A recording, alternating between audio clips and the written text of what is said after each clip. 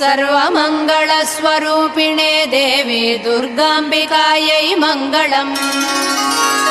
मङ्गलम् कनकाम्बरधरे मङ्गलम् विजयाचलवासिने सर्वगुणसम्पूजिते देवी नित्यम् भवतु मङ्गलम्।